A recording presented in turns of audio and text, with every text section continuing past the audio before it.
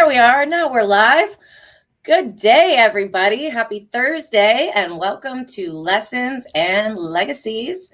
This is episode 47, 3 away from ending season 1.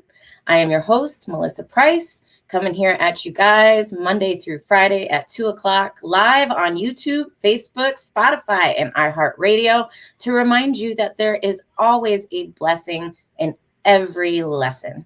You know, we go through a lot of experiences in life. Some things around love, some things around success, faith, laughter, resilience. These are all topics we talk about on Lessons and Legacies. And it's through those experiences I find that we are all so connected. We can all relate to each other through our experiences and our stories in these areas. And, you know, these lessons that we learn, some of them are sticky ones. Not all the stories are pretty, but each one of those matters. Everything we learn from matters. It's what we leave behind for the world to grow from. Our lessons become our legacies. So today is a very special episode. I'm going to just precursor it and let you guys know that in my area, there is a severe thunderstorm warning happening right now. It's actually, the walls are shaking with thunder, there's lightning, it's raining and all that stuff. So we are praying to the gods of technology that we keep this feed going smooth. But if we happen to get any glitches, just stick with us. We will be back. We're not going anywhere until the show is done. So today, episode 47, this is probably the most excited I've been for any episode I've done so far. I have a guest today, like usual, and today's guest is probably my best friend in the entire world. She is joining us all the way from Detroit, Michigan. I am in Charlotte, North Carolina, and she happens to be my cousin. So without further ado, I'm going to bring her to the stream here and let her introduce herself to you. Hello. Hello. Welcome to the show. Yeah. Move you over here. All right. Oh, it looks so cozy. You look so cozy where you're at. Yes, we both have our little tapestries hanging up behind us. Yep. We have to create our warmth over here on our own in Michigan because it is certainly not present outside. Yeah. So like, what is the weather up there right now? Because honestly, it doesn't ever get that cold here in Charlotte. Yeah. So tell everybody what you're experiencing. I love it. I've grown to love it because I spend time out in it. I just bundle up. But I will say it's not windy and it's really sunny. So those are the pros. Cons are it's about 15 degrees maybe.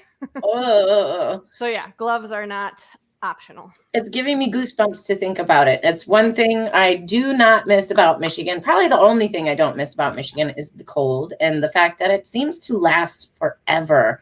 I'm one of those people though. I must have like bad blood circulation or something because if it's not 80 or above, I am cold, like super cold. I have to wear 18 layers of clothes and I still am cold. So I do not miss the shoveling and the snow. I do miss the snow, just not as much as you guys get. Like I get snow this year? Not yet, not in our area. Like a half hour north of us has gotten snow. All the mountains and all that have gotten snow, but they have called for flurries a few times down here, and it just was rain. We do have 3 days next week that they're calling for potential wintry mix. That's probably just enough for it to be annoying, just like a sludge or a slush. Yeah, I know. I miss the snow though. There's something so peaceful and just quieting and magical about everything being just so still and white and silent. And even though everything's kind of bare, like you can always find treasures in the snow, the little tracks and things. It's all little droppings of nature and whatnot. And so I guess I used to get the winter blues in Michigan just because it was like that all the time. And now I get the winter blues here because I'm like, oh my God, it's almost March and we might not get any snow, you know? Yeah. Yeah, there's always something on the other side you're looking at. Yes. So tell everybody a little bit about who you are, what you do. I know one of the things you have to circle back why you spend so much time outdoors. Okay, for sure. That will not be missed.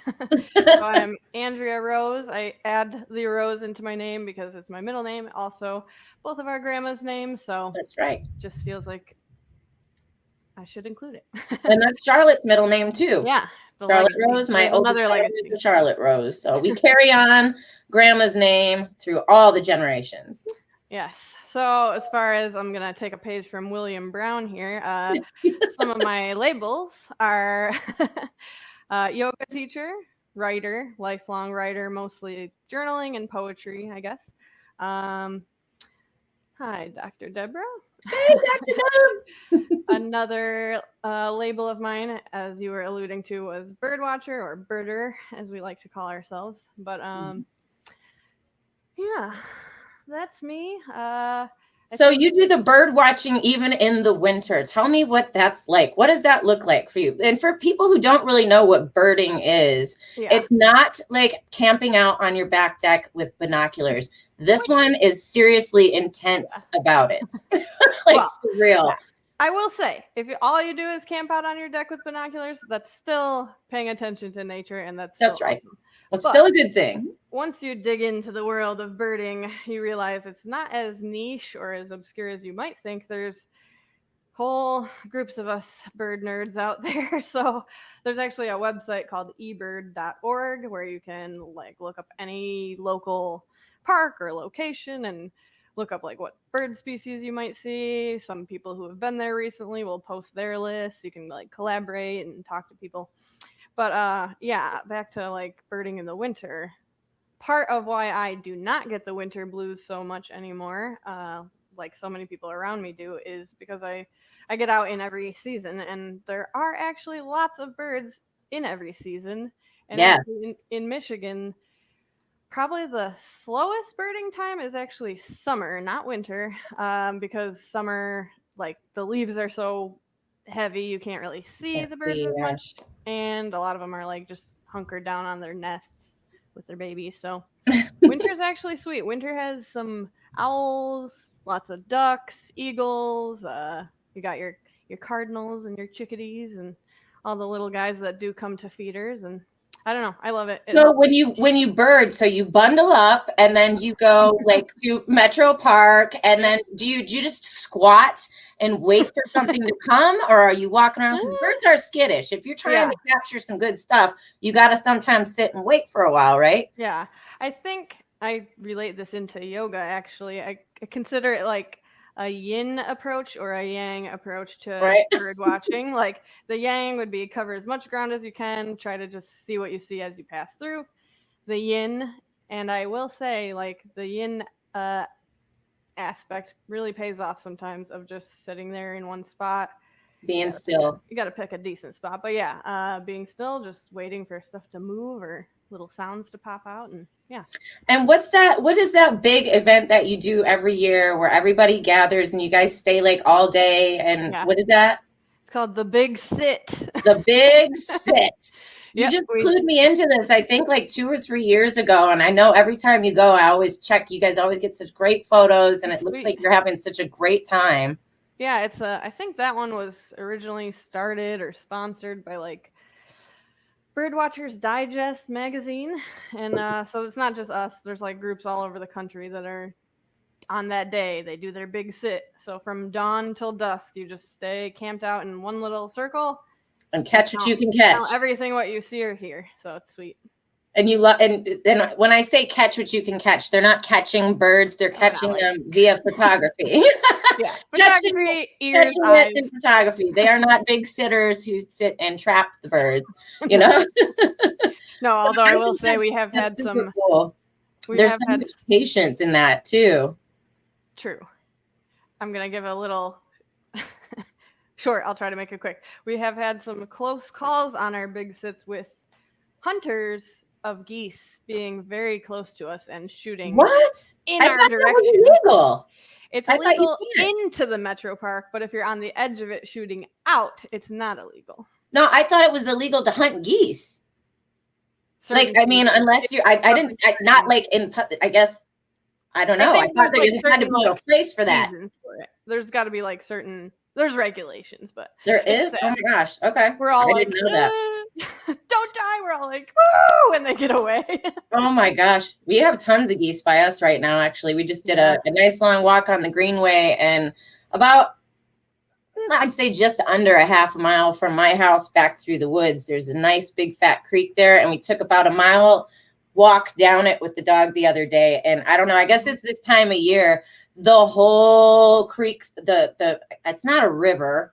I guess it is a creek. They call it Sugar Creek. So the whole creek bed was just lined with geese. They were honking and flapping. It looked like they were nesting. Do they usually nest by the water sides like that?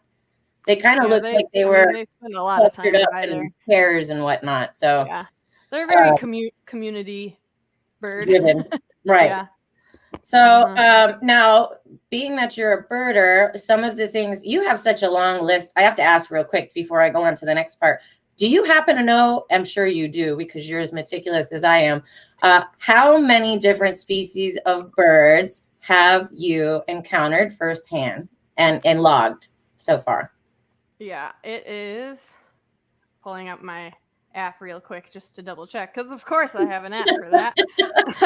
You don't want to give the wrong answer again. Meticulous. It's in the 300s. That's crazy. That being said, it's almost all from Michigan. Like I haven't been birding that long, so I've only had a couple of vacations in there where I could add like out of state things, but it's not pulling up. I think it's somewhere around 339 species. Oh my gosh, that's crazy. Yeah, you went to California not too long ago, didn't you? Did you do any birding over there? Yeah, for sure. Now that I'm a birder, every vacation, every day, that's a day. It must happen. Yes. Yeah. And California, oh my God, I want to go back there. They had such cool birds. Well, take me with you next time because I've never been and I would love to go. Cool. And it would be a nice mommy break. So we stayed for 14 days, and the first 3 nights, I kid you not, I did not sleep. And I'm like someone who needs a lot of sleep, but just like the air and like the sun and everything, like it like gave me life beyond anything I've ever felt. It's nature. Yeah. Both of us are kind of nature buffs. I get like that when I go to the beach too. Really, anywhere in nature, I'm happy. I'm happiest in the forest. I'm happiest in the mountains, but there's something different when you go to the beach and you're by the water. It's just as beautiful, just as powerful. It's just a different type of vibe, you know?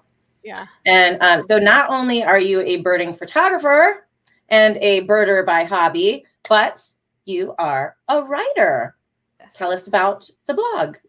Okay, well, in there, actually it started as a college project. It was like a social media marketing class. We had to create a brand for ourselves and just make a blog, make a Facebook to go with it, stuff like that. So mine naturally had to do with birding. Called myself Little Bird Nerd. Little Bird Nerd. I love it. Such a cute name. I love it. And you can't tell from this camera, but I am 5'1", so I am quite little. She's petite. Plus I like little birds, so it's. I am too. I've only got you by like 1.5 inches. We're little people in our family. Yeah. But in the blog, I do talk sometimes about the birds themselves and maybe a little more scientific stuff. But overall, I would say it's less scientific and more about the like meditative and like beauty noticing and like spiritual boosts that birding gives me. So it's not, you don't have to be obsessed with birds to, I think, connect with some of the things that I write about, hopefully. Right. Yes, you're a wonderful writer. You're and actually, Andrea, we are going to be sharing. Andrea is in my new book, Lessons We've Learned, Legacies of Life, which is the whole reason why Lessons and Legacies, the podcast, came to be. So she actually is the author of my favorite poem in the entire book. I've read her poem probably more times than anything out of this book on all of these shows. And I still to this date have yet to hear her read it. So we are going to be sharing that today. It'll be a first for me and a first for all of you too. So again, another special thing about today's show. And so in addition to the birding, you are a yoga instructor, correct? That I am. And tell us, okay, so do you teach every day, or what's your schedule like? How does that work for you?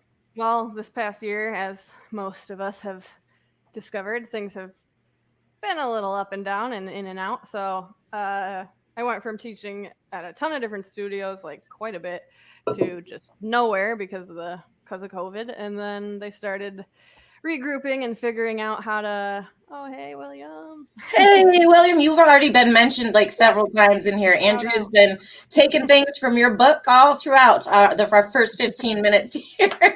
We love you. Andrea has actually been on William Brown's show, which is Disconnect to Connect, One Word Conversations.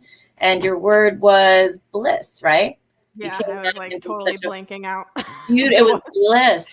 You Thank did such a beautiful, warming, awesome, centering, grounding episode with him on Bliss. I actually rewatched that. I've rewatched it several times, but I did rewatch it this week. I watch that stuff when I miss you, and I do. I actually started crying before I got on the show today because I'm like, I don't know if I can talk to her without crying. Hey, I'm not the kind of person that says don't cry. So if you're gonna cry, let it go. Tears are healing. And even Precious will say that. Precious is here. What's up, my sister? Tears are healing. Tears are answers, she says. Actually, she's got a poem that's tears are answers. But so yes, so you're a yoga instructor. Oh yeah, yoga. Yeah. So the studio's kind of regrouped and figured out that they'd have to offer yoga in different ways. So I've done everything from like Zoom meeting yogas to some YouTube videos to Facebook live groups. And now we're mostly back in studios with a little, with a little bit of compromise, like wear masks when you come in and out, smaller class sizes, stuff like that. But one of the studios I'm at actually still live streams it while in studio, so people can have the option to practice in or out, which I like that. So yes, yeah, it's fun. I like that, having both options. Yeah. Does anybody ever do winter yoga outdoors? I suggested that. I just don't know how. Don't know if anybody would want to. Yeah. Wear you your would definitely have to wear like stretch, you know? Yeah, you would have to give up the idea that you could like do every pose with like great form. Right. There would be a lot of probably falling, but if you fell, it would feel good. You would have padding if you fell, right? Yeah, I think I need to revisit this thought because I've definitely. You make it fun, and then you can serve hot cocoa afterwards. Yeah. You know, a little box of Joe or hot cocoa or tea. Yeah. And then everybody can warm up afterwards. And maybe make it like a little shorter than an hour so we don't get frostbitten. Right. Bill says Bliss, your word bliss made his one word journal, which he actually just released. I don't know. Today? Was it today? Yeah, it was today. Today is William Brown's 300th episode on his show, if you can believe that. 300. And his word today was greater, which is his word of the year. And so on his show today, he was giving away, for anybody that wanted to, comment one in the comments of his feed, was giving away his brand new digital download of the One Word Conversations journal, which I was privileged enough to check out before he released. And I actually had plans to get that for you anyways. And because I would get it either way. I will get it either way. So awesome. Congratulations to William Brown, and congratulations to you because your word's in the journal. Woo, woo. I have a word of the year this year too. I don't know. Do you do that? Do you do? This is my first year doing it, actually. Nice. What is your word? Well, I've been doing it for, I don't know, probably 8 years now, I think. Not sure, give or take. But I like to say that I don't pick the word at the end of the year. I just kind of go like, let it come to me. Let it just, I don't know. One day I'm like, yep, that's it. So sometimes it comes and I'm like, what the heck? Like this year. Like when I tell people, they're like, huh. But I'm already seeing how it's applying. But it is the word land. Land. Yeah. I like that. That's an interesting one. I like that. Why land? That's by land. That came to my awareness. I mean, that's been kind of on my mind for a while, but also possibly landing page needs to happen. Website. There you go. I can help you with that. I can help you with that landing page. And then honestly, this month, even though we're only 11 days in, I've gotten overwhelming clarity on one of the main things that land is doing for me, and it is landing in my body and not so much being in my thoughts. So grounding, so to speak. Yeah. Right. Mm-hmm. Dr. Deborah says, hi, Andrea. I've heard so many wonderful things about you. You guys have, I'm sure, heard many things about each other. I think you guys have I read Yeah, I've read one of your books. Yeah, Very the lovely. get free and stay free Yes. from toxic emotions and whatnot. Dr. And Deborah is the best. I actually just went and visited her this morning when I texted you and said I was going on an oil drop off. Dr. Deborah had got a bunch of essential oils that I came in, so we took a little drive out there today and dropped off some oils. And had I known that they were going to come that fast, I would have waited because we went there yesterday too to drop off candles. So could have made it all in one trip, but hey. Everybody's happy and the products are in. Another visit. And Dr. Deb says land is an interesting word. It is, isn't it? My word was anastrophic. And if you look it up, yeah, that's I know, right? I don't even know. I did not know that was a word. Anna, either. and I know strophic. Let me see. Is it like is it like the opposite of catastrophic? Yes. Ooh. And it's weird, dude. So listen, I looked it up in the dictionary because William Brown had another mutual friend of ours, Brian McNeil, on his show, and the word was anastrophic. And I looked up the word, and if you look up in the dictionary definition of it is something to do about the grain and wood.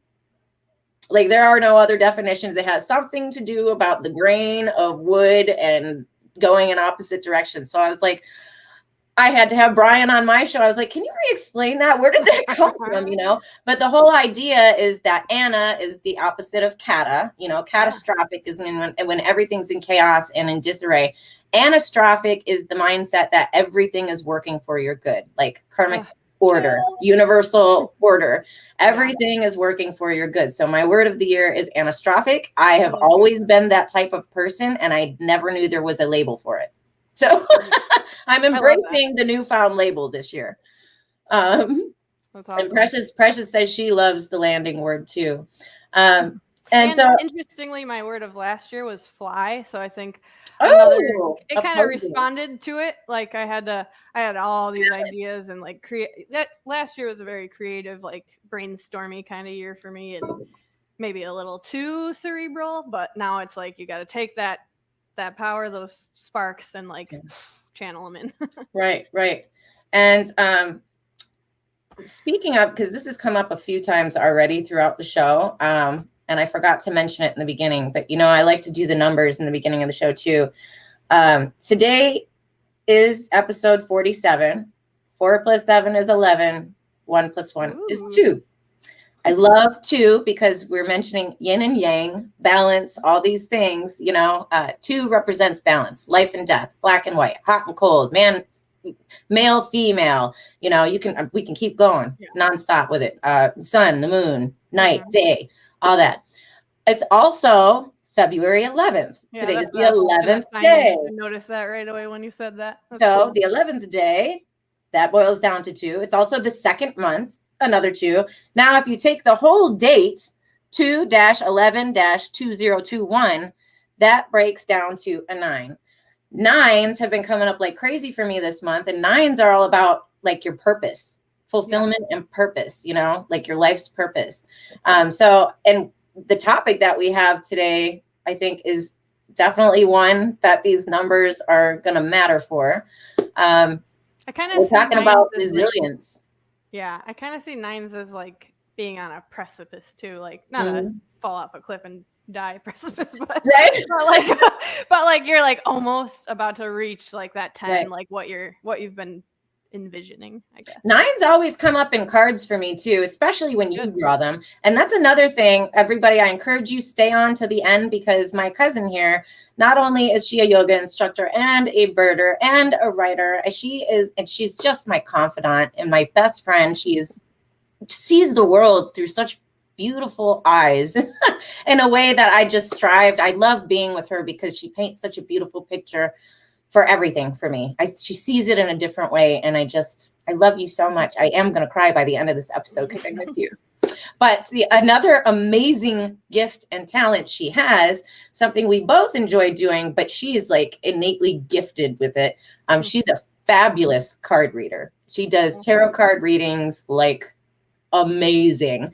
And we are going to be doing, I've got my normal affirmation cards, which she also has, but she's gonna do some tarot cards at the end for anybody who wants to have a card drawn. We'll do a pull for each other. And also, if you got, she does readings. So, can I add a short? Yeah, definitely. I feel like Sophie's right. We could make this go 2.5 hours. 3 hours. She's like, we'll see you in 3 hours. In 3 hours, you guys love to talk. But about my card reading style, a lot of people who are familiar or even unfamiliar with tarot, I think a lot of people connect the idea with like being psychic or like seeing the future. Mm-hmm. And I'm sure some card readers are. I do not consider myself psychic or seeing the future when I draw my cards. All I do is like I clear my head and I set an intention that whatever shows up is what that person needs to hear. I draw the card, and I like to think of it as just like a way to prompt a line of thinking. I often put like when I work more one-on-one with a tarot client, I send them like journaling prompts to go along with it because I just think it's just another message from the universe, like something else to.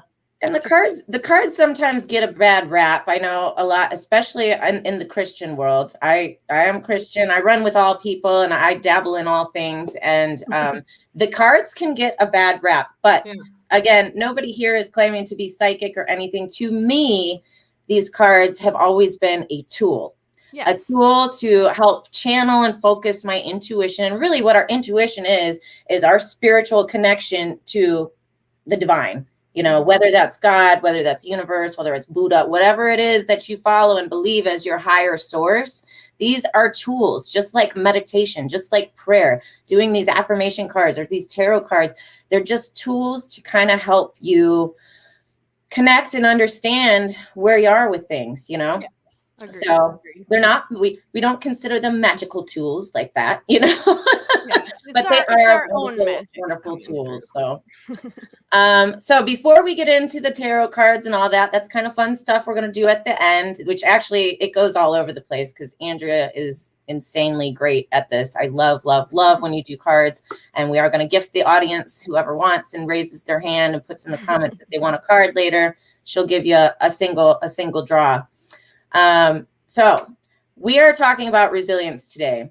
We're halfway in. I want to take the next 20 minutes or so and get some, for better lack of words, let's get some shit on the table for real.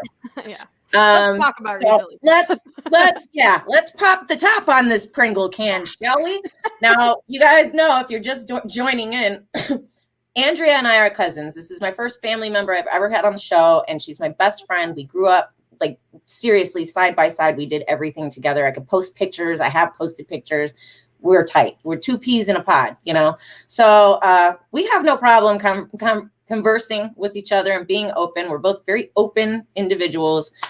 So we're going to share a little bit about resilience and what it looks like and some of our experiences and trials and kind of what we're going through that maybe we kind of need some help and healing and coaching and guidance and stuff like that on, resources. So anybody who's got comments that they want to pop in there, please do. And before I go on that, Precious says, it reminds me of the refill station. And the premise was, let's assist each other in our takeoff. And I love land because in order to land, you must take off. Beautiful word, Queen Rose.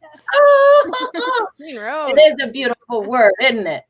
And Star is in the house. Hey, Star. Thank you for joining us. She's loving the whole card idea. I think that's what she's doing the hearts for. So resilience. What does resilience mean to you? It means... How do you define it, basically?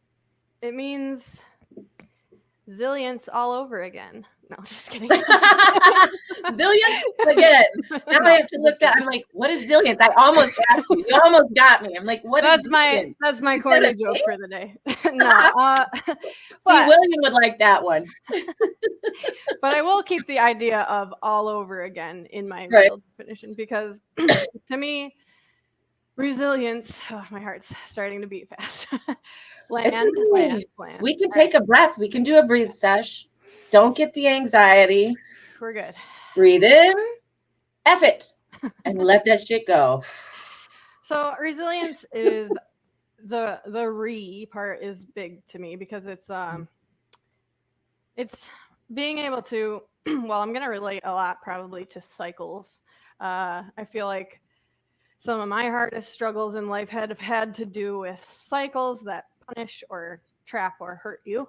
And then some of the ways that I heal the most, like we've talked about, yoga, journaling, bird watching in every season. I do a female cycle tracking thing. I won't get That's too right. into that. Several of these people know about it because I actually contacted Precious, William Brown, Brittany Thomas. I was like, can I make a private Facebook group so that I can do this cycle tracking and not let the whole world know? Yeah, but whether it's they know that you do that. Some of these people do. Whether it's paying attention to cycles within, like your breath in yoga, or like your poses, or if you're tracking your cycle, or just monthly journaling, that's a cycle. Or you're paying attention to cycles outside, nature, seasons, stuff like that, the moon. Those are all cycles that heal, and they're all natural cycles that connect us to our bodies, connect us to each other, connect us to wildlife, and all the great things. But the cycles that punish they're hard, and I think resilience is knowing that you're like, even if you're struggling through something, it's not a straight line. It's not like I'm struggling, it's never going to end, and then I'm going to die. I mean, you are going to die, but we're all going to die eventually. But yes, we don't live in constant straight struggle. Yeah. So it's a cycle that you get to, and sometimes have to revisit over and over. Sometimes your struggles, you keep living and living, and when you start to see them as cycles and see, like, how am I showing up different this turnaround? How am I having at least that little bit more awareness about what's happening, or what am I learning a little bit more this time around? I think that helps us be resilient, helps us move through that difficult cycle, and just get stronger and wiser and look for the good each time around. So yeah. So resilience in the dictionary, it says is bouncing back from tough or difficult situations. So I always say resilience is the bounce back. Yeah. But the more I think about it, and I was actually contemplating that as you and I were getting ready to go on, because you and I have some heavy stuff we're going to drop here. I'm not avoiding it. Resilience comes with pain. Like, you can't. I don't know. I just feel like there's pain. There's initially, when you hear resilience, you're like, oh, I'm strong. You can get through it.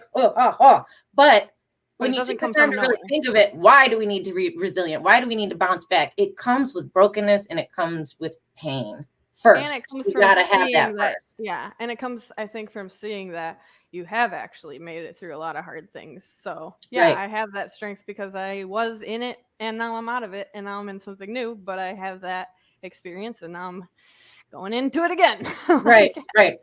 Well, I'll just drop I'll start. Okay.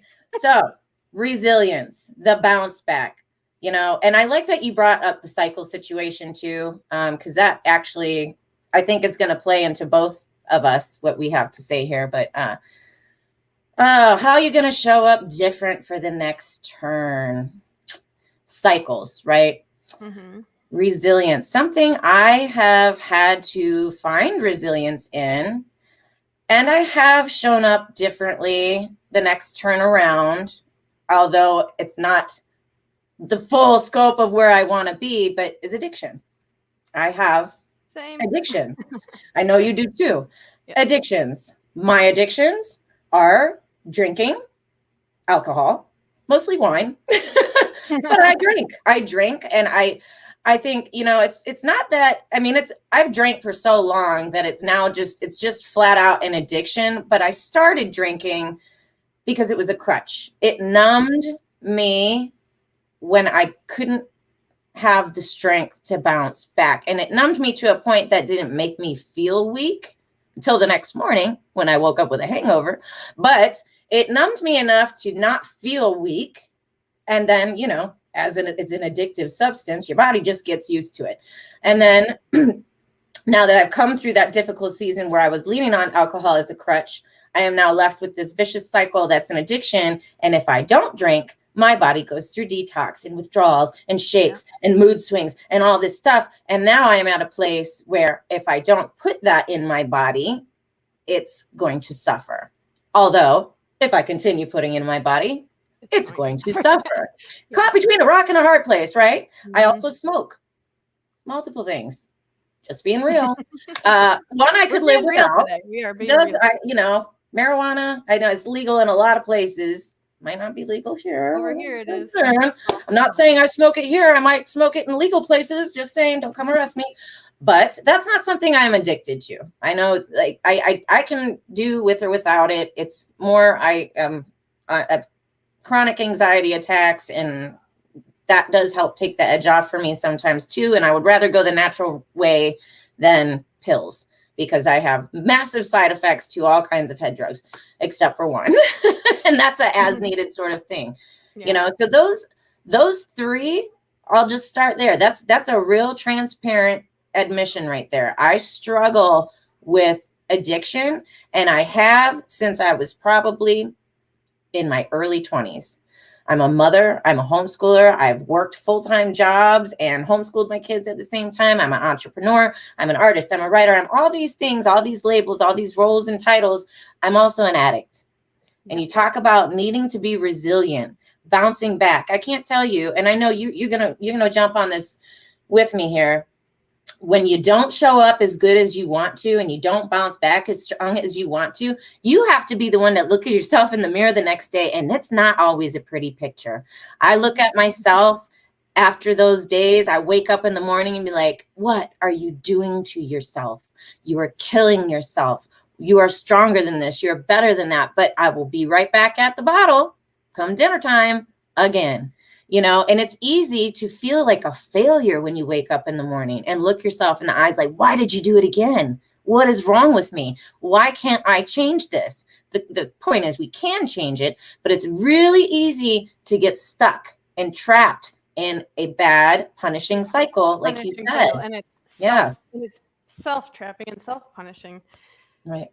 Yeah, because I don't know. I have so many thoughts right now. It's gonna be that 3-hour episode. Let me give a quick outline of at least two things I want to get to. So go first for it. I'll do my little confession session.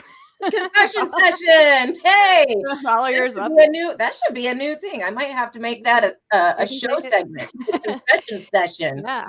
And you can be my co-host. Yeah, I would. I want to keep talking about this because that's another thing. The shame and the guilt and the shame. The turning yourself into someone terrible. That all comes from like keeping it in the dark. The more we bring this stuff out to the light, the more we're like, it's actually not me that's flawed. It's not me that's broken. It's like it's trying to fit myself into something that I was never meant to fit into. And it's you have So I'm already digressing, but confession session first.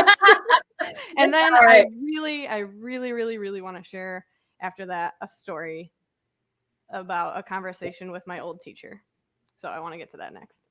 Go for it. All right. So my addictions are, well, I am 31 now, and when I was 12, I started to have an eating disorder, anorexia.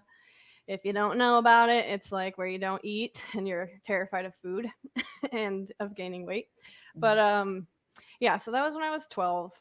Probably the worst years of that were like 12 to 15-ish. And then getting better from that, after getting better from it, it just became years of trading that for something else. So pretty soon after that, I started like harming myself, self-harm. And then I would go through phases of like binge eating, and then I would bounce back into anorexia as a bounce back. And then probably around age 19 or 20 is when I first experimented with drugs. So lots of different kinds, but the one been there. We've all been there. Actually, a lot of these things you're listing right now, I actually went through too. I didn't deal with anorexia, but eating disorder. My wine replaced my food up until dinner. I will eat dinner with the family, and then I will binge eat before bed to catch up on lunch and breakfast. That's not what I do at this moment, but it comes and goes. These are seasons that I struggle with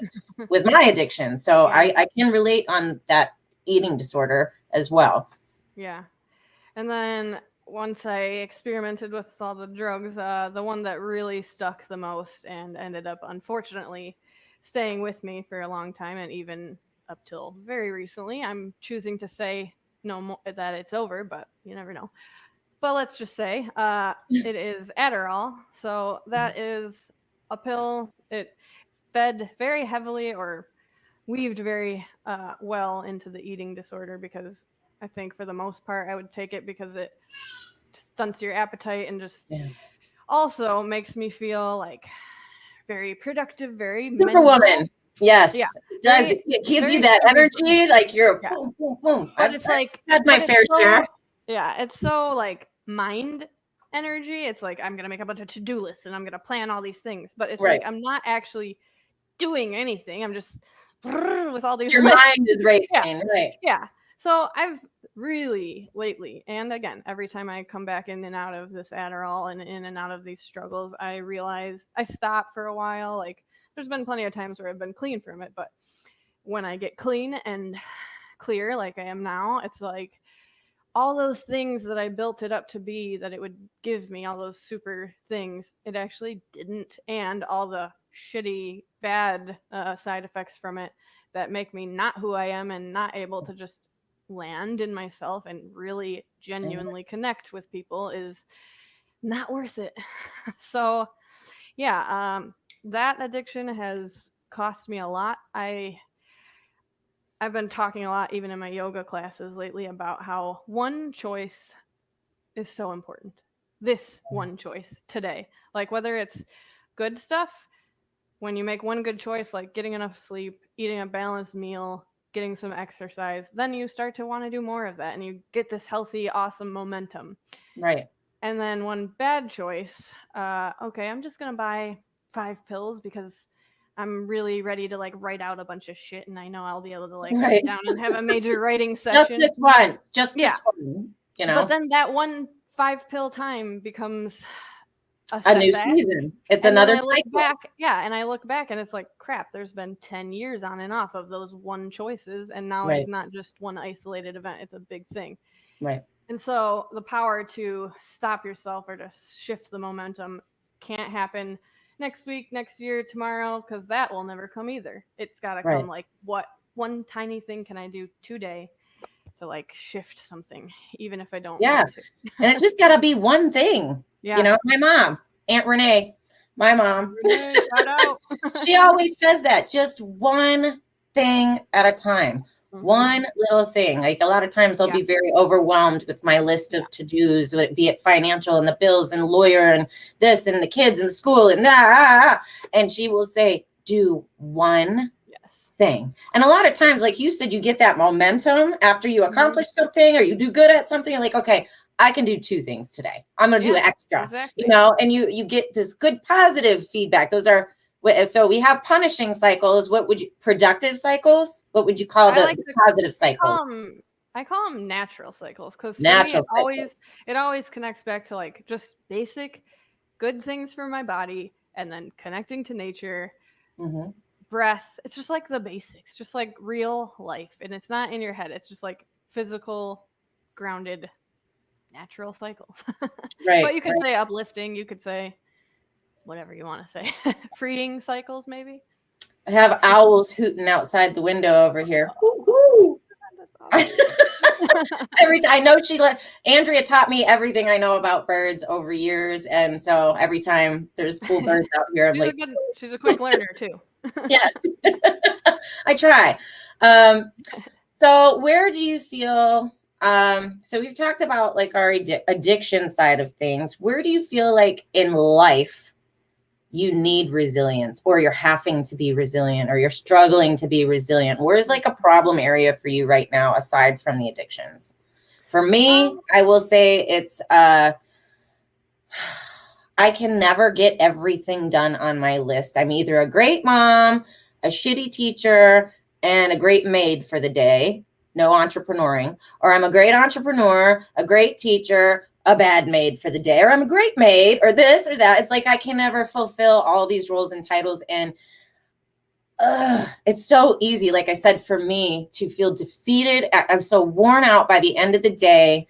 And I look in the mirror and it's like, I have such a hard time telling myself, it's okay, you did good, you got some stuff done today. It's like, God bless it, I know I can do better. And I kind of shoulder it like a burden. So I guess I'm needing resilience in finding new systems and new ways to like push forward and feel accomplished at the end of the day. And I think a lot of that has to do with time management and attitude. both. I try to always keep that positive attitude, but again, I think we beat up on ourselves easier than we beat up on other people. I'm one of those anyways. Maybe other people out there, it's easier for you to blame and point fingers, but I'm like the one sitting in the mirror bashing himself over the head with a frying pan, like, what did you do that for? You know? Yeah. So I am feeling like I need resilience in my time management, with my attitude and my love towards myself. I need to stop like shaming. I'm a big self-shamer, like not on a consistent basis. I don't wake up every day and tell myself for shame in the mirror, but shame is a very like go-to place for me when I don't accomplish things the way I see that I should have. So that's where I am needing resilience right now. I feel like it's more a matter, something I've been doing every day now. I think we all have a little bit of that. Like, I didn't get enough done, but it's like, did the world stop turning? Did anybody die? Did anything really catastrophic? That's true. Did anything catastrophic really happen? No. Right. And what did you do? I think a lot of that is just shifting your vision to like perspective. Instead of focusing on what you didn't do, focus on the things that you did and praise yourself for that. And you know? something that I have to get better at that. Yeah, something I've been doing lately. You can borrow it if you want. Anybody listening can too, because it's for me. It's just been really powerful, and I think of the word agency, like the word that means like you feel like you had a sense of. You put your mind to something, you did it, and you're proud. So what I do at the beginning, I didn't make this up, by the way, and I'm blanking on where I got it, but it's okay. I believe you. You do a lot of studying and reading. You start the day with 3 things before you check your phone, before you talk to anyone, before you get up and just let things get away from you. So I do it in bed before I even open my eyes. 3 things, and I take a deep breath with each one. 1, something to focus on today, and it can either be one to-do list item or like a word, like I'm going to focus today on self-appreciation or patience or whatever. Right. So a word of the day or that's how William Brown does it too. That's his thing. He does his word of the day. I sometimes when I feel like overwhelmed by my to-do list, I do pick like a to-do list item, and it's usually the one that I'm like least wanting to do, because that I know will make me the most proud at the end of the day. So the one thing. Then the second thing you do is pick something to release that day. Okay, so something to focus on, and then something to release. Like I always find the release to be a little harder, but release regret that I didn't do something I wanted to do yesterday, or release worrying about what I weigh. That's a big one for me. Or shame. Yeah, anything like that. And then the third one is my favorite because I find it the easiest personally, but something I'm grateful for today. Oh, gratitude. Yes, got to have gratitude. Got to invite gratitude into every day. Because every day, at the end of the day, I look back and I'm like, how did I do on that focus? I did it. How did I do on that releasing? I was working on it. How did I do on gratitude? I still feel grateful. So I don't know. I like it. That's really good. I like that. And I'm gonna actually pop that in the comments here after the feed too, so everybody else can practice the 3-step system. Actually, I'm gonna start doing that tomorrow. One of my blog posts, maybe I'll link it in the comments. One of my blog posts I wrote recently has where I got that, and it explains it, and it has some nature pictures tied in. Yeah, if you find it, do pop the link in the thread after this. It's the one called Facebook. Gratitude, but I could be wrong. But I will. It sounds like that would be fitting. Right? All right. Do we have time for me to share my story about my teacher or no? Yes. I'm sorry. Did we so get sidetracked on that? We did. I apologize. Share your teacher story. We have time. We can go a little bit over. Okay. Share your story, and then I would love for you to read your poem, and then we can do some cards. We can do some cards for everybody before we wrap it up. Okay. So tell us your teacher story. I really wanted to share this because I think whether you consider yourself addicted or struggling with addiction, or you just have excesses in your life, this could apply to you. It could apply to a lot of people for a lot of reasons. So I'm just going to get into it. So get into it. Recently, I reconnected through Facebook with an old math teacher. She's not old. She's just from previous years. So the reason we connected is because a year and a half ago, her son died of his addiction. He was probably, I don't know, I think it was maybe 20s, 30 maybe, I don't know. But I had commented on her post about his 1 year death anniversary, and the comment that I wrote somehow really resonated with her. So she ended up messaging me, and since then we've been having some real heart-to-hearts via Facebook Messenger, voice messaging. That's But awesome. yeah, she shared with me last night, I believe. She said okay, so he died and she was still teaching. What was the And addiction? Can I ask? Or is it I think private? it evolved. I think it started with pills, like me. I think he struggled with like Adderall, painkillers, and then I think it did eventually go into heroin, if I'm not mistaken. Oh, okay. But that's a pathway that a lot of people can make. That, But she says he died, and she was still teaching, and she would have students come up to her and ask her things like, how do you stay so like positive and cheery, and you're always like so happy and upbeat all the time, like how do you do it? And she tells me like she was kind of like flabbergasted that this student would say that, because she felt on the inside like she was literally dying inside. Aww. And I look back on how I thought of her as my teacher, and I would have said the same thing. She was like that bubbly, upbeat, really sweet, kind person all the time.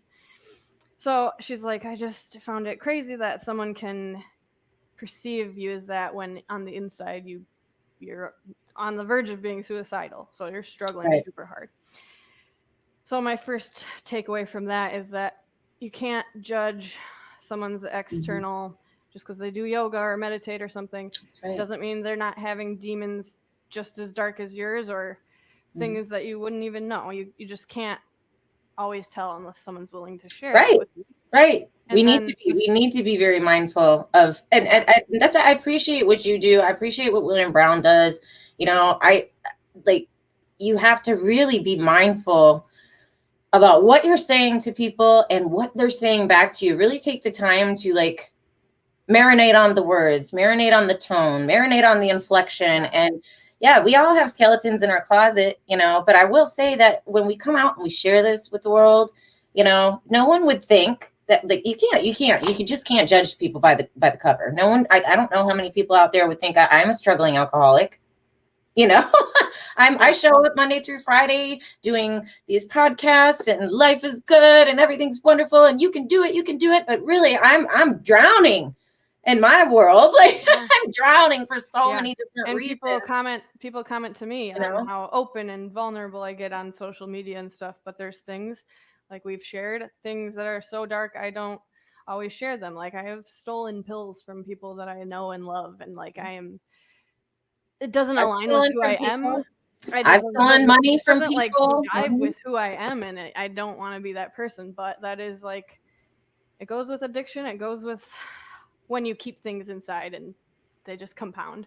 But the second part of my story about my teacher that it's even more important is that she said after he died, she thought that she would turn back to drinking a lot because she used to struggle with alcoholism or just abusing alcohol, I guess. And she's like, I was sure that I would have to go back to that because this is the hardest thing I've ever dealt with in my life.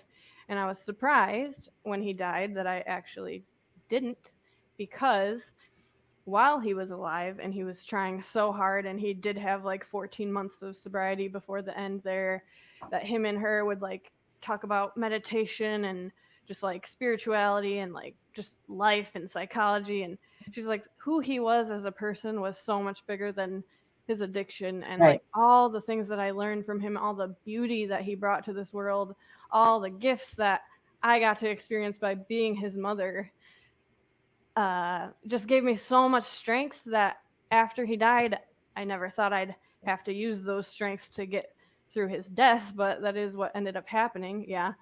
I was crying yesterday. I'm working on keeping them in my eyes right now. I'm crying over here.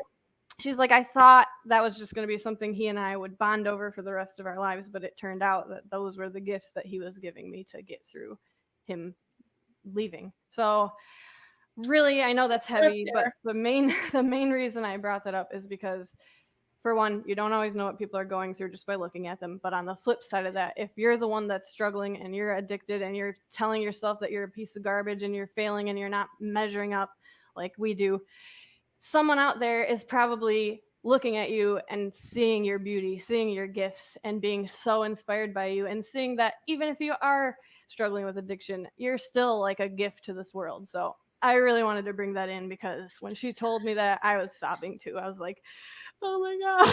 I needed that. I needed Yeah. that story. That speaks to me. Yeah. So I asked her if I could share it. She was like, please do. And I hope it helps.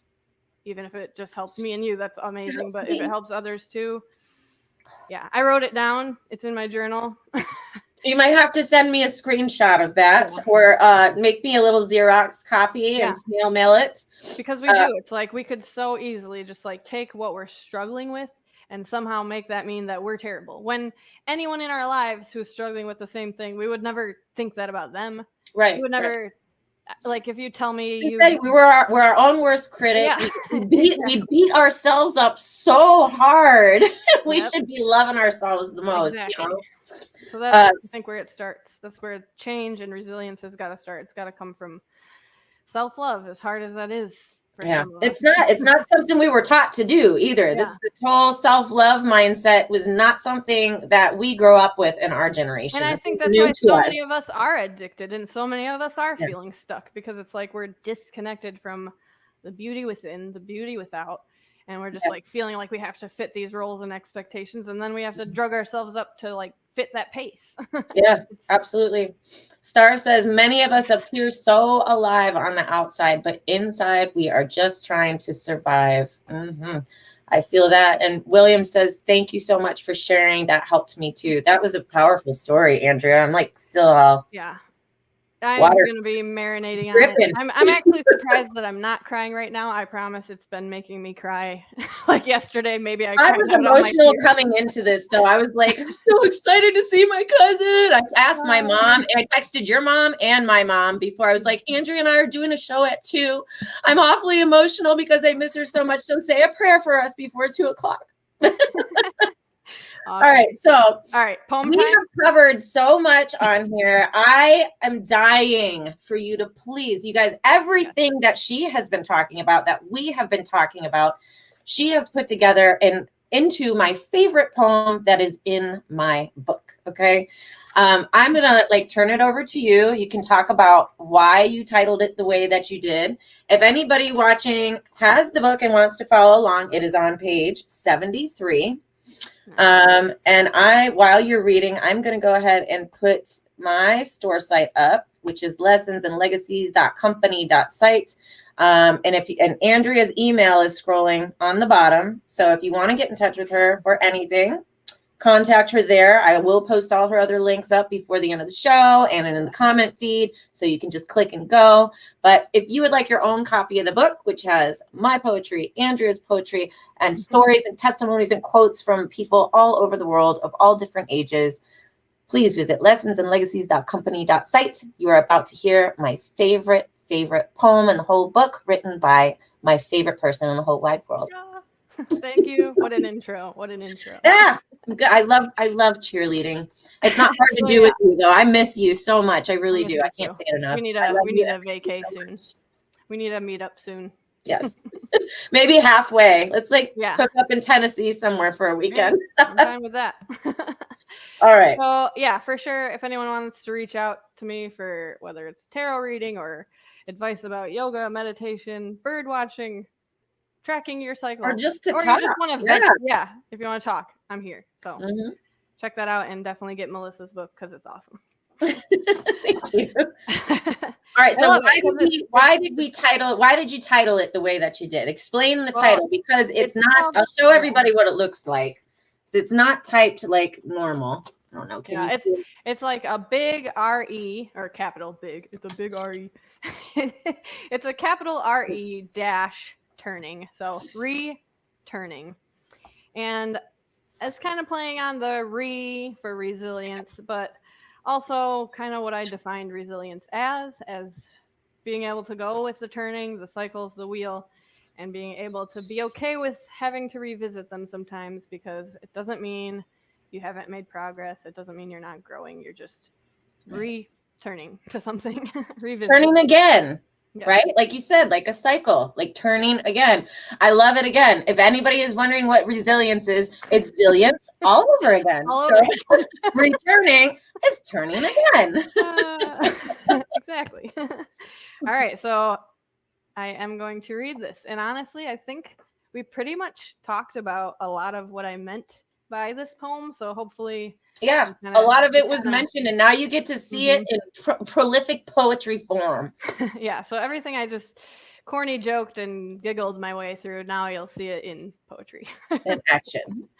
All right, so returning. All right. So life moves in cycles. It's irrefutable. It's everywhere. The cycle of breath, pause, inhale, pause, exhale, repeat. The cycles of the sky, sun by day and moon by month.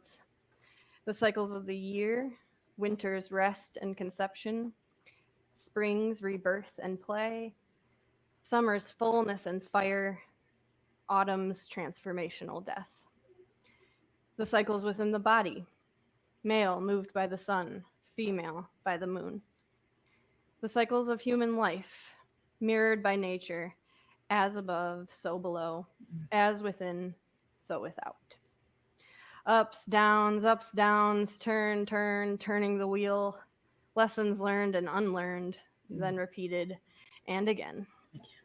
These cycles allow for mistakes, for non-linear growth, for revisiting from a different space. They allow for forgiveness, a roadmap to wholeness as patterns emerge. Although circular vision is innate, it is not embraced in today's world. Instead, we are taught to see in straight lines, to race to the finish, to meet benchmarks, to draw comparisons and contrasts, to box ourselves in. We ignore and numb our current pain, hoping for some future point when things might feel better. When our vision denies the expansive cyclical in favor of the constricted linear, we inevitably disconnect. We doubt ourselves and place blame, compare and don't measure up. We look for ways to escape who we are, or perhaps don't know to acknowledge that where we are now matters. With narrowed tunnel vision, we are always waiting for a light at the end. The hamster wheel is the only wheel, monotonous, endless, punishing. Forgetting how to listen within, we seek meaning from things without. We cut ourselves and starve ourselves, take pills to unbecome ourselves. We drink, we smoke, we hide, we mask. We put up walls because walls have been placed around us. Like caged animals, our natural instincts dismissed. We forget how to be fully alive. Now is the time to remember. It's time to reclaim the universe inside. That beautiful turning wheel with all its ups and downs. That release in knowing there is no clear beginning and no definite end. It's all a journey of reliving. Every day, a new chance to circle back. Each repetition, a chance to see freshly, to relearn who we are, to fall in love with nature. There is power in cyclical awareness, the power to embrace the ups and downs. Knowing things won't always feel good or look perfect, but eventually they will, again. The seesaw back and forth, the rolling and receding tide, the birth, the death, the pause, and the lessons along the way. To be strong in this life, to be flexible, to be balanced, to be free, we must all become spiders, spinning meaning into every thread. Yay! Oh, thank you so much. I was sitting here weeping the whole time. Wish I could hug you. Virtual hugs, cuz. Virtual cousin hugs. I should have brought tissue. I got a washcloth here. That's gonna have to work. Oh my god. That works. Oh my gosh. You guys, that is everything that we've been talking about, you know. Yeah, we really did do a good job of like talking about everything that was mentioned in there, I think. Yeah, that poem was a wonderful little roadmap for discussion there, right? Yeah, maybe we should have started. Maybe we should have started with We it. could have started there. Yeah, But what the yeah, heck? like everything is all about cycles. And I think that is like one of your big things that you're always putting out there. It's a cycle. There's always a chance to come around and do it again. Things might suck right now, but eventually they will be better again. Everything in life is in cycles. And so if we can change our perspective and shift it to that instead of the linear, where all we're searching for is the light at the end of the tunnel, it's like there's light all the way around you. Yeah, View totally. yourself going like this instead of that way, which I never would have thought of until you brought that to me when you wrote this poem. And Andrea actually also has several different quotes in the book that are also very powerful and Yes, amazing. Melissa bookmarked them all for me with little post-its. Yes, I did. It's like, I here's love your that. pages. Here's where you're at. Yes. If you guys want to get your own copy of the book, again, it's lessonsandlegacies.company.site. There's digital downloads, black and white and color. So yeah, you can check that out there. There's lots of art. Actually, I have to show everybody the picture that goes along with it and tell the story too. Oh yeah. A quick little story. The artwork that goes with this poem in the book, where the heck is it? 88? What did I say? 79? 73 and then 75 73? would on. 75 is the picture. Yeah, so this is a drawing that I did, and I don't know how good you can see it here. Oh, yes.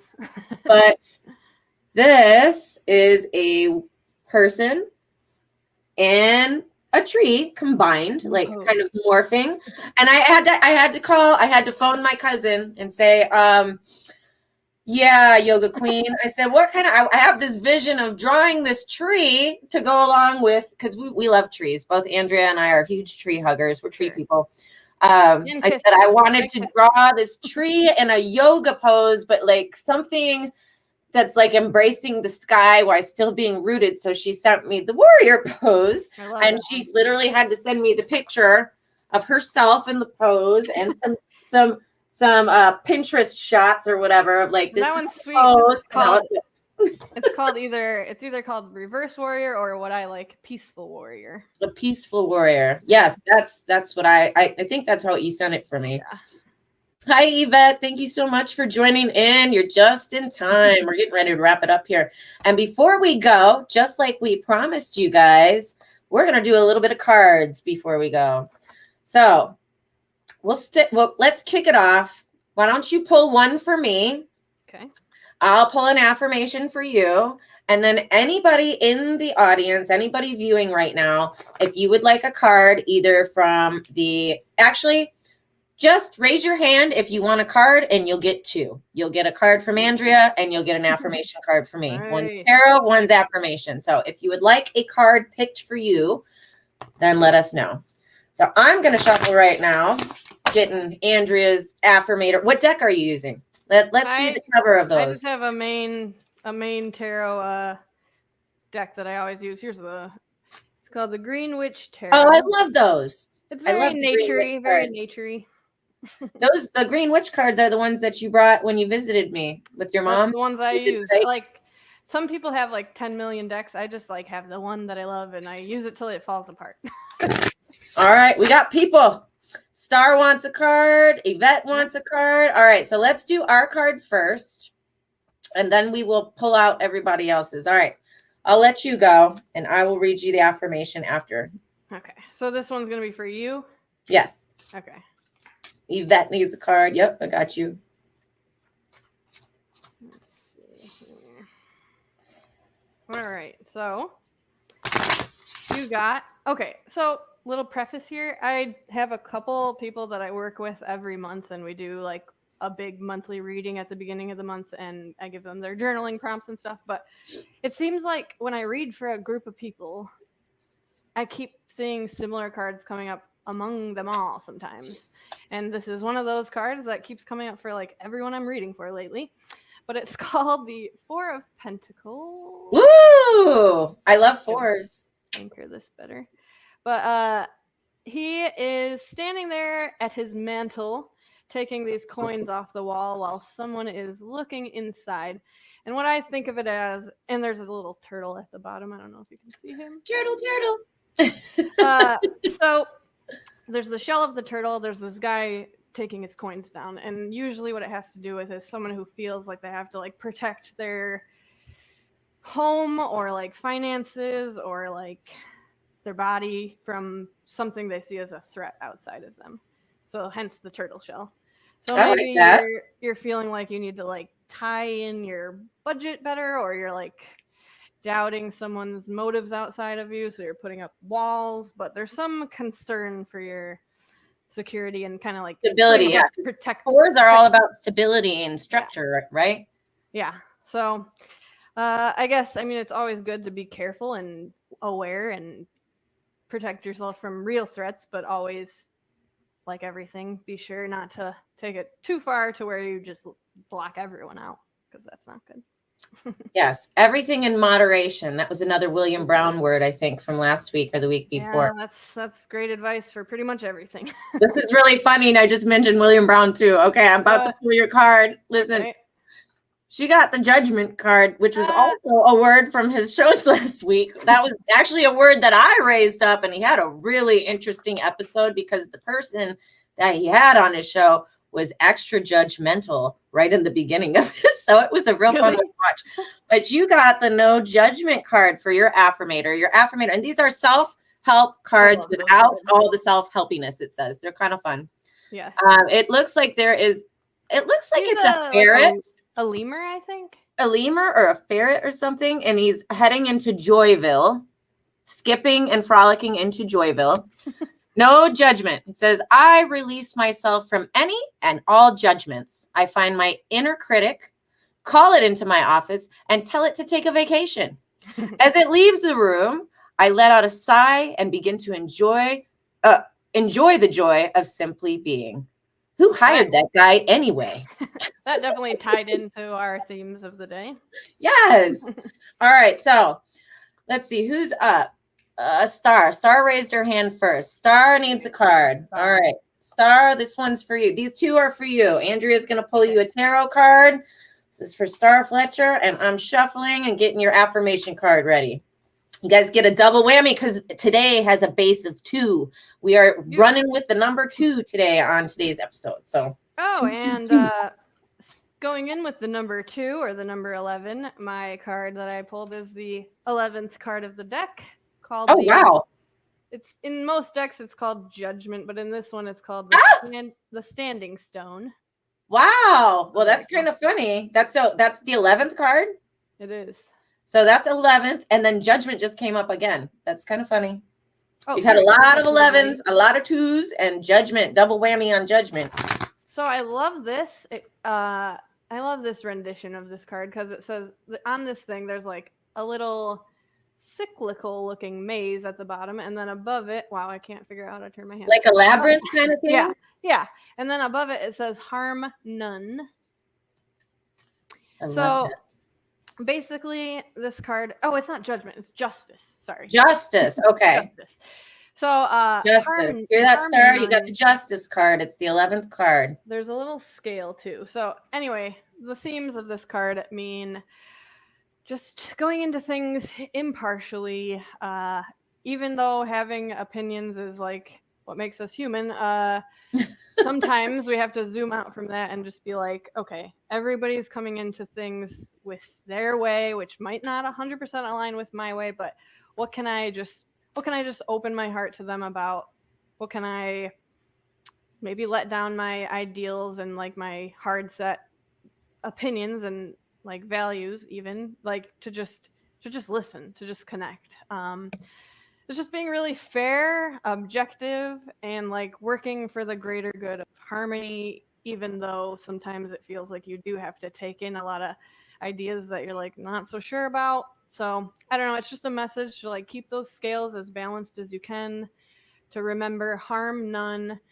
We're all here just trying to do our best, and if we look at things with a light of connection and how can I learn and love through this versus separate and categorize, then you'll get something more out of it, I think. I love that. All right. I'm Oh, I got the okay. Start. Here is your second card. You get the fancy, swagalicious alligator in his top hat here, and your message is friendliness. Okay, so your affirmation of friendliness. They go together? I think so. Yeah. Just kind of being a little more open to everything that's everyone that's out there. It says, I think actually Precious got this card once too. It says, whenever I smile, I make someone's day better. What a cool way to buy happiness for free. Today, I will remember what an awesome power I hold, and I'll take joy in improving lives simply by giving away grins like crazy. Note, in a pinch, money will also work. I love that. So there's like this commonality, I think, between that justice card and this friendliness card is asking Star to give of herself, whether that means letting down a little bit or kind of going with the flow a little. They kind of go back to our no judgment and putting up walls thing. Yeah. Too. Yep. I guess if you work hard enough, you can connect anything together. But right, like to do. You don't even have to work hard at it. It's right there. Everything is connected, so it's all good. Star says, "Yeah, it was a good one with perfect timing." And speaking Wayne, of timing, do you know Wayne? Oh my gosh, it's awesome! He's a birder. Oh, hello, fellow birder, Wayne. And he's very knowledgeable about butterflies. Oh, I have lots of butterflies in my world here. I've never tried studying them, but from Charlotte, so we have to. Maybe I might look you up, Wayne. We might need to be Facebook friends. Yeah, he's a hilarious character. All right, Yvette needs a card. Let's do cards for Yvette. You're up next. Okay. Precious says, yes, when two touch and agree, it is so. Two. Yeah, I like that. All right, Yvette, you're up next, Queen. Let's do a card for Yvette. Yvette's all the way in Boston, Massachusetts. She's got a lot of stuff going on in her world. Her daughter just got diagnosed with COVID, which I would imagine her daughter's probably around our age, your age. And she's also recovering from knee surgery too. So she's got some stuff going on. Well, good vibes going out to your family as a whole. Yeah. And my cousin, tell everybody, you just recovered from it too. I got it at the beginning of December, and I'm pretty blessed because between me and my boyfriend, we both had it. He had an extremely mild case. He had a little sore throat and he was tired, but that was about it. I did have the fever and aches thing, but it was gone after 3 days. And then I lost my sense of taste for that month pretty much, but it's back and I'm good. I'm glad you made it through that. That was so hard for me too. You're the only one in the family that got it. And I'm like, I want to go home and be with her. It is weird to get something that you never had and can be anything from so mild to so extreme. And you're just waiting to see is it gonna take me? Yeah, it was all good. So you had to use your resilience in that for sure. All right, the card that I drew. Oh wait, do you want to go first? No, go ahead. You go. So the card that I drew here actually is, I would say, one of the cards that would be about resilience. It is the Seven of Wands. Ooh, the greatest lighting, but seven's a good number. It's a girl. She's on a little step stool. It reminds me of how I have to move around in the world. But me too. There we go. She's reaching for these wands, and they're not so far. They're not so much right in her reach, but she is resourceful and being able to get there. So I like to interpret this card as meaning just using your resources, using the people and whatever you have in the world around you to make it through challenges, and just creative about solving problems and surmounting difficulties, basically. Maybe you weren't dealt the best hand, maybe you weren't born tall enough to reach those wands and fix your wall, but you know that you have tools, you have stools, you can stools and tools. Yes. So basically just utilizing your environment, utilizing your wisdom and everything you've come, your resources, even the people around you, maybe. Yeah. So just being confident and controlled and calm when you're tackling problems, and knowing that you can just take them as they come and pull in all the tools you need, and you'll be all right. You got it, Yvette. You got Dear this. Yvette, you've got it. She's saying, be resourceful, utilize those tools. And your affirmation card, ooh, this is a great one. I haven't even pulled this one yet this year. And this is a great one for you, Yvette. This one, I don't know if I've actually, in all the years I've had this deck, I have never pulled this card. Ooh, wow. Aren't you excited? Yeah, what is it? It's impermanence. Oh, I get that one all the time, dude. I've never pulled this one. So I love that one. I love that one. It's a picture on the wall of. Whoa, mine was a thing on the wall too. It's right. So it's got clouds up here and it's pouring rain, and then there's rushing, rolling waves coming in, and then it's like nice and sunny on this side. So it's like half storm, turbulent weather, and the other half is okay, which goes very much, just even the picture goes with our resilience talk and cycles and that turning, and it's not always going to be that way, right? Impermanence. I love that. Impermanence. Life is always changing, and I drift easily through those changes, good and bad. Mm-hmm. As I drift through hard times, I can take comfort in knowing that I will leave them behind. Take note, Yvette. As I drift away from good times, I can take comfort knowing that more will come my way. Impermanence is an equal opportunity non-entity. I should put my I have it memorized because I get it so much. There's so little, the words. I'm like, now I can read. Yeah. So yes, impermanence is an equal opportunity non-entity. It's not going to be like this forever. I know you're struggling, Yvette. I know a lot about what you're going through in your world. It is not going to be like this forever. Use your tools, your resources, your people around you to help boost you through what you're going through, and know that there, as they say, there's a light at the end of the tunnel. Yeah. But as we discussed, we shouldn't be doing tunnel vision anymore. We should be doing cycle vision. So you just have to look for the light that is always all around you. You've got the tools, you got the necessities, and it ain't going to be forever. So hold on. Going through a hard time, I think those two cards together is a major strong combo. Confidence booster. Mm-hmm. All right. Let's see. Precious wants a card. Let's see if anybody else. Yep. We'll do one more. Okay. One more for Precious. Precious gets the final draw. I feel like I just felt like a bestie down here. She's my southern sister. I felt like dancing to draw her card. Yes, we got to get a Precious rhythm going. Precious. You're going to have movement and flow as we pick your cards. Right. The motion, because emotion is energy in motion. All right. We're going to use it. So the guy in the card that I drew seems to be moving as well. Did we pull a dancer? He's tipping. He is the Two of Pentacles.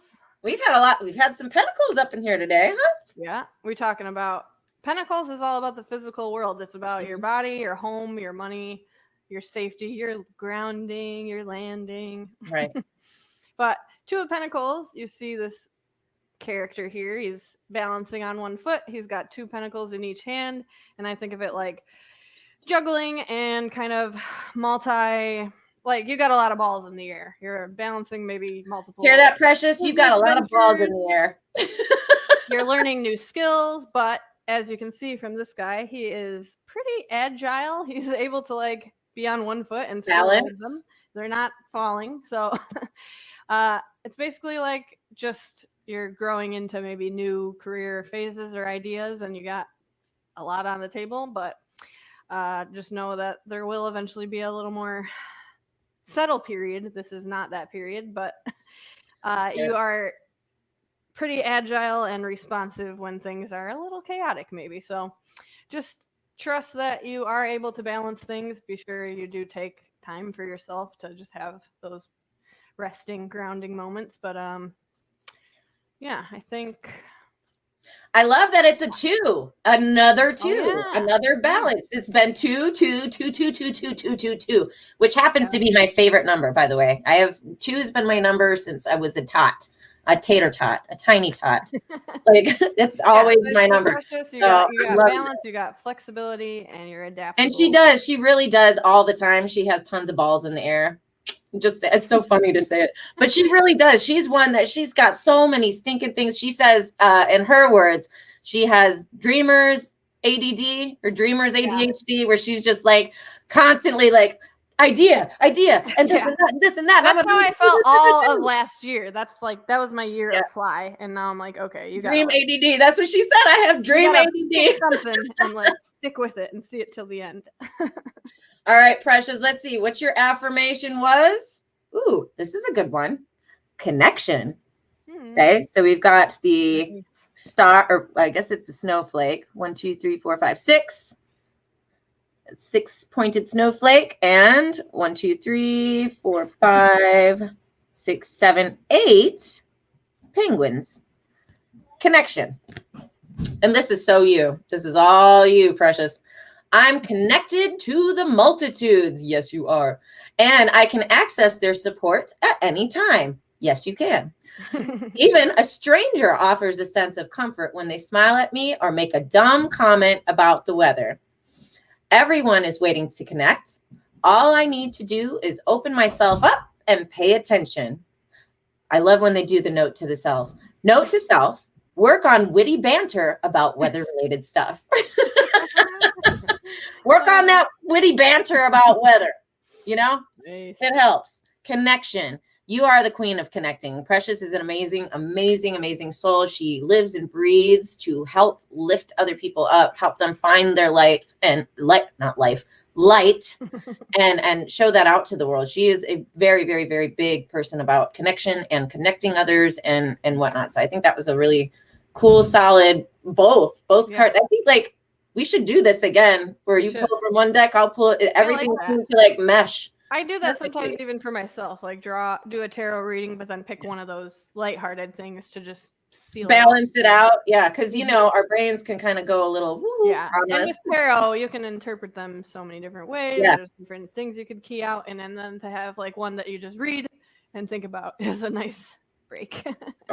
Precious says, oh my God, thank you, Queen, so much. Those cards both resonated in me. You guys pull in the energy so well. Thank you. Yeah, we should thank you. Tarot. We should do a whole tarot thing. Mm-hmm. We can call it Stools and Tools. Stools and Tools. That's the new segment. Stay in the front yard. All right. So I'm on this kid. These kids, I swear. Well, again, what we did go 30 minutes over. I've only ever done this, I think, with Precious Pauling and William Brown, and now you. You are the 3 long-winded folks that I can sit and go. We could make this a 3-hour thing. I could sit here till the sun goes down with you. So for first. Did you? Precious says it was so awesome. Do one weekly. It'll be a great energy intention. Definitely, we should definitely do that. And do the tarot stuff more often. That'd be cool. Andrea and Melissa, Yvette says, Andrea and Melissa, thank you so much for my 2 cards. And listen, we want to say thank you guys. Honestly, you guys brought the energy into this as well. We showed up, but it's not as fun when you guys don't show up. It is so great to like engage with you and have you guys commenting and being part of what we're sharing. So we thank you guys from our hearts. Love the comments and love to see when something resonates. You always have to hope that what you're talking about lands with someone else. Well, you got to have faith. Yes, you got to have faith in that. Like, you know, have that anastrophic mindset. Everything's working for our good. It will be so, you know? Yes. And Precious says, I do need those 2 cards for real. Or I so needed those 2 cards for real. So, all right, as we're wrapping up, I'm going to post and you know, filter all your little links and stuff in here. Do you want to leave everybody with any final words around resilience or how to contact you or just any encouraging nuggets to go out on? I'll probably add a comment maybe on your Facebook post with like that link that I was talking about to my blog post with the 3 practices. Yeah, definitely. And yeah, definitely follow me on all the socials and things. I love to connect with people. And then my last thoughts, I guess, about resilience are, I guess we'll just whatever comes to mind, which is that's the way to do it. Go with the flow. Which is just be kind to yourselves. Just like we all falter, we all struggle, and it's very easy, as we talked about earlier, to like turn what we're struggling with into some dark mark on who we are as people. But I think to motivate ourselves to be stronger and to do better and to make different decisions, it can't come from a place of saying that we're a piece of shit, because that's how we're going to respond. So I think just trying to talk to yourself, treat yourself as you would to your best friend or to your sister or to someone who it feels easy to do that with. And then hopefully the goal is eventually we all find it very easy to talk to ourselves like that, because we should. So yeah. Right. I love that. And yeah, you guys want to connect with Andrea, check her out on Instagram. For everybody who's in the podcast world and can't see the screen, I will spell it out for you. Check out Andrea Rose on Instagram, and her you can look her up at Embodied Nature. That's I-N, like you're going into a building. I-N. Bodied, Bodied, and Nature, Nature. Look that up on Instagram. If you guys want to get in touch with Andrea for card readings, she does them all different styles, all different ways, can be as long or intense or light as you prefer. It's just for somebody to call you and consult with you about a reading, are you charging for that? If somebody calls and says, I have some questions, how do you read cards? Not the actual reading. You do a free consultation? For sure. Yeah. So if you want to contact her for a card reading, again, she can do 9 card spreads. Like, she can get real into this. Her email is littlebirdnerd37@gmail.com. And as well, on the little bird nerd side of things, you can check out her blog, which is not just all about birds. There's all kinds of wonderful nuggets in there as well. Check out littlebirdnerd.blogspot.com. And for me, I guess as we're winding this out, wait, what's she saying? Yes. Her email is thelittlebirdnerd37@gmail. Yes, the words are small. That's why I posted it up there. I'll type it up in the comments after as well. For me, oh, go ahead. Sorry.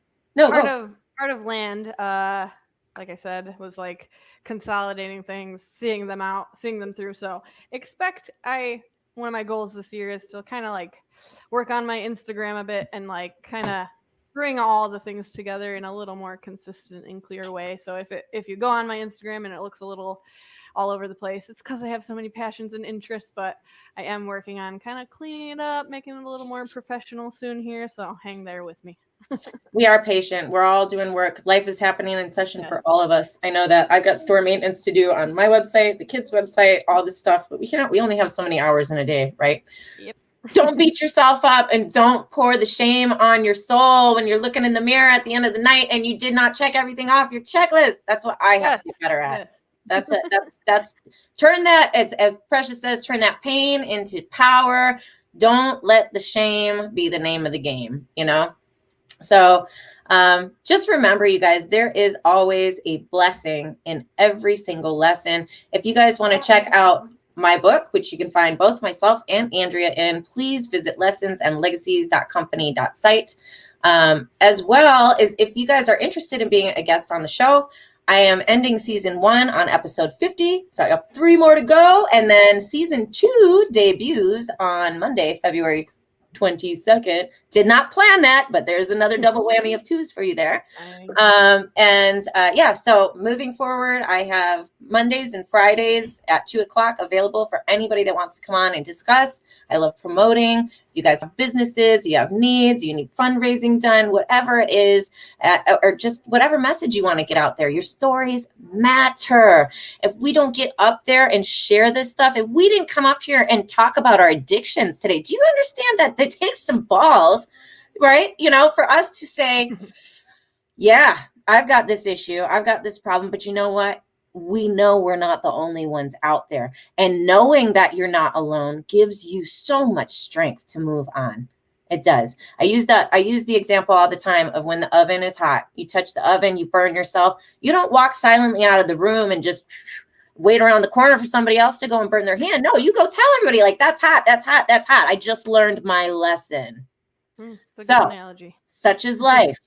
you go through a horrible abusive marriage, or you bought a timeshare and your finances took a crap and you have to file bankruptcy. You've got this, you've got that, whatever it is, whatever your valley moment is, know that first of all, you've got resilience, you've got to bounce back, but sharing that story is going to save more than somebody else. So don't bury it. Be a light.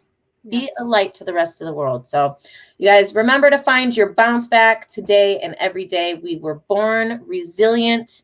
That's one of the things in my chapter as well. Through heartache, pain, loss, and desperation, can we truly embrace the rainbows in our lives. There are blessings in the lessons, there's successes in the messes.